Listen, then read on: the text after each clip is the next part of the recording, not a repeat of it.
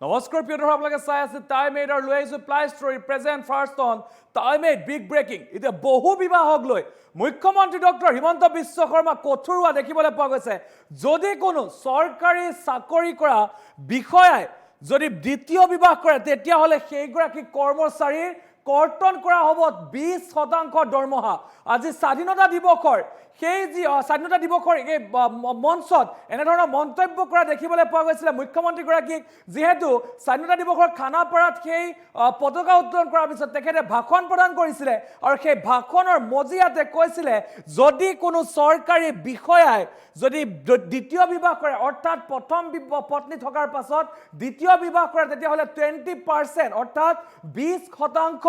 দৰমহা কৰ্তন হ'ব আমি জনাইছো এই মুহূৰ্তৰ এই খবৰ আমি জনাবলৈ চেষ্টা কৰিছো ply story present first on time eight বহু বিবাহক লৈ কঠোৰ মন্তব্য মুখ্যমন্ত্ৰী ডক্টৰ হিমন্ত বিশ্ব শৰ্মাৰ চৰকাৰী কৰ্মচাৰীয়ে প্ৰথমা পত্নীক পৰিত্যাগ কৰিলে কৰ্তন কৰা হ'ব দৰমহা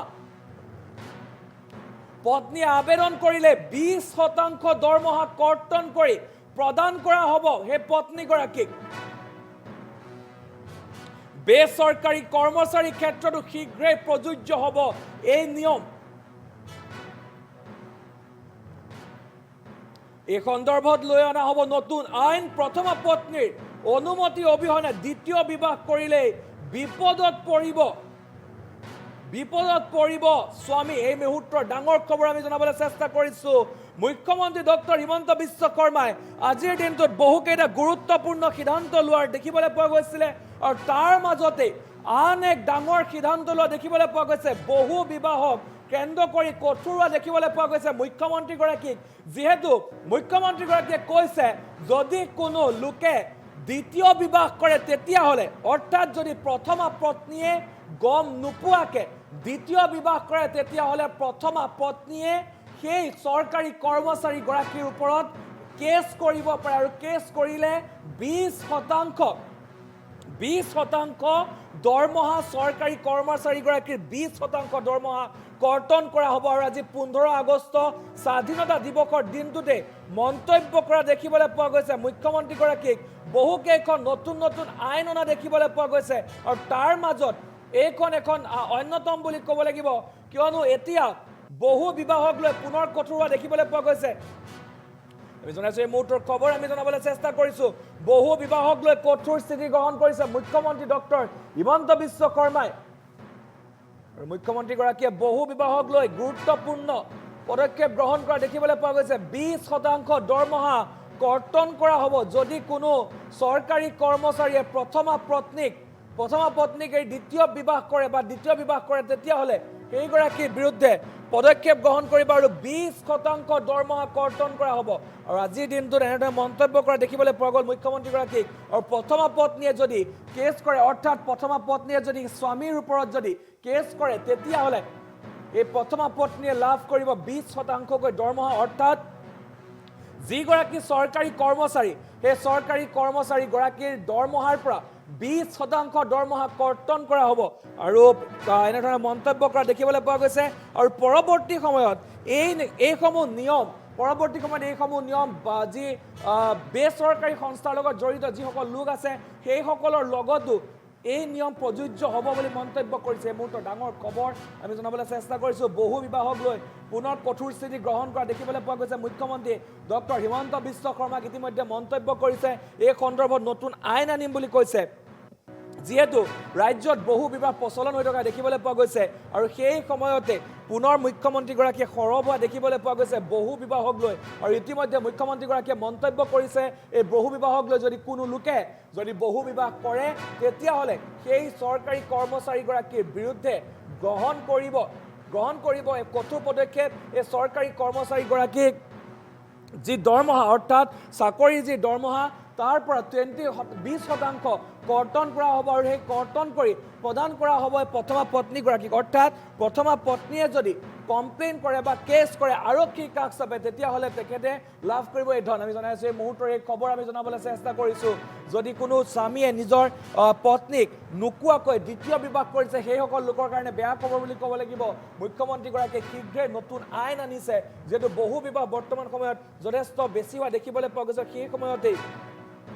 মুখ্যমন্ত্ৰীগৰাকীয়ে বৃহৎ পদক্ষেপ গ্ৰহণ কৰা দেখিবলৈ পোৱা গৈছে আৰু মুখ্যমন্ত্ৰীয়ে পদক্ষেপৰ পিছত সকলোৱে শলাগ লোৱা দেখিবলৈ পোৱা গৈছে। এই মুহূৰ্তত ডাঙৰ খবৰ আমি জনাবলৈ চেষ্টা কৰিছোঁ। ৰাজ্যত পুনৰ বহু বিবাহক লৈ এক ডাঙৰ খবৰ আহি পৰিছে। যদি বহু বিবাহ কৰে কোনো স্বামীয়ে যদি প্ৰথমা পত্নীয়ে গম নাপায়, অৰ্থাৎ প্ৰথমা পত্নীক যদি আপুনি ডিভৰ্চ দিয়ে বা পৰিত্যাগ কৰে তেতিয়াহ'লে আপোনাৰ 20% দৰমহা কৰ্তন হ'ব। আৰু মুখ্যমন্ত্ৰীগৰাকীয়ে কঠোৰ হোৱা দেখিবলৈ পোৱা গৈছে। এই বহু বিবাহক লৈ পুনৰ এই মন্তব্য কৰা দেখিবলৈ পোৱা গৈছে। আমি জনাইছোঁ এই মুহূৰ্তৰ খবৰ আমি জনাবলৈ চেষ্টা কৰিছোঁ। এক ডাঙৰ খবৰ বুলি ক'ব লাগিব। যিসকল লোকে এনেধৰণৰ যিসকলে চৰকাৰী চাকৰি কৰি আছে তেওঁলোকে প্ৰথমগৰাকী পত্নীক ডাইভোৰ্চ নিদিয়াকৈ আন মহিলাৰ লগত ইনফৰ্মেলি অনানুষ্ঠানিকভাৱে বিবাহত আবদ্ধ হৈছে। প্ৰথমগৰাকী পত্নীৰ কৰুণ বিননিয়ে আমাৰ সকলোৰে হৃদয় স্পৰ্শ কৰে। আজিৰ স্বাধীনতা দিৱসৰ পতাকাৰ তলত থিয় হৈ আমি সিদ্ধান্ত গ্ৰহণ কৰিছোঁ যে যিকোনো চৰকাৰী কৰ্মচাৰীয়ে যদি প্ৰথমগৰাকী পত্নীক পৰিত্যাগ কৰে, প্ৰথমগৰাকী পত্নীয়ে চৰকাৰক আবেদন কৰাৰ লগে লগে সেই চৰকাৰী কৰ্মচাৰী বিষয়াৰ দৰমহাৰ 20% আমি কৰ্তন কৰি সেই পৰিত্যক্তা পত্নীৰ একাউণ্টত আমি জমা দিম, যাতে সেইগৰাকী পত্নীয়ে নিজৰ জীৱন নিৰ্বাহ কৰিব পাৰে। মই বেচৰকাৰী খণ্ডত কাম কৰা কৰ্মচাৰীসকলৰ ক্ষেত্ৰতো এই নিয়ম শৃংখলিত কৰাৰ বাবে এখন আইন বিধানসভাত অনাৰ বাবে প্ৰস্তাৱ গ্ৰহণ কৰিছোঁ। শ্ৰদ্ধাৰ ৰাইজ, বহু বিবাহ আৰু বাল্য বিবাহ এই দুইটা সামাজিক ব্যাধি নিৰ্মাণ নকৰালৈকে আমি ক্ষান্ত নহওঁ। এয়া অসমৰ মা শক্তিৰ ওচৰত, মাতৃশক্তিৰ ওচৰত মোৰ সংকল্প। স্বাধীনতা দিৱসৰ তিৰংগ পতাকাৰ তলত থিয় হৈ মই আকৌ এবাৰ ঘোষণা কৰিছোঁ, চৰকাৰী কৰ্মচাৰী যিসকলে চৰকাৰী চাকৰি কৰি আছে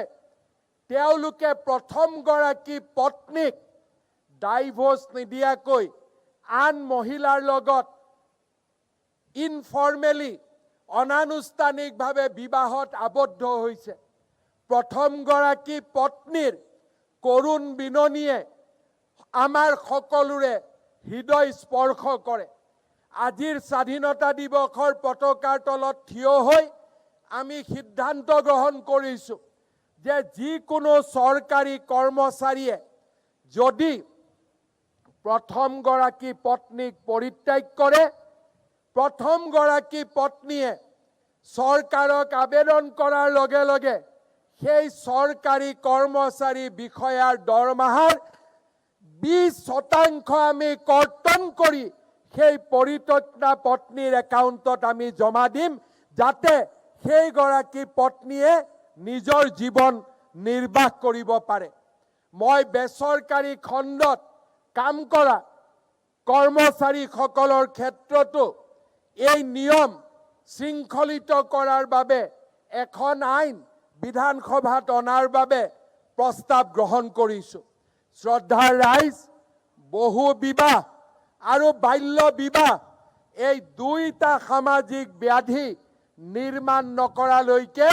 আমি ক্ষান্ত নহওঁ। এয়া অসমৰ মা শক্তিৰ ওচৰত, মাতৃশক্তিৰ ওচৰত মোৰ সংকল্প। স্বাধীনতা দিৱসৰ তিৰংগ পতাকাৰ তলত থিয় হৈ মই আকৌ এবাৰ ঘোষণা কৰিছোঁ, চৰকাৰী কৰ্মচাৰী যিসকলে চৰকাৰী চাকৰি কৰি আছে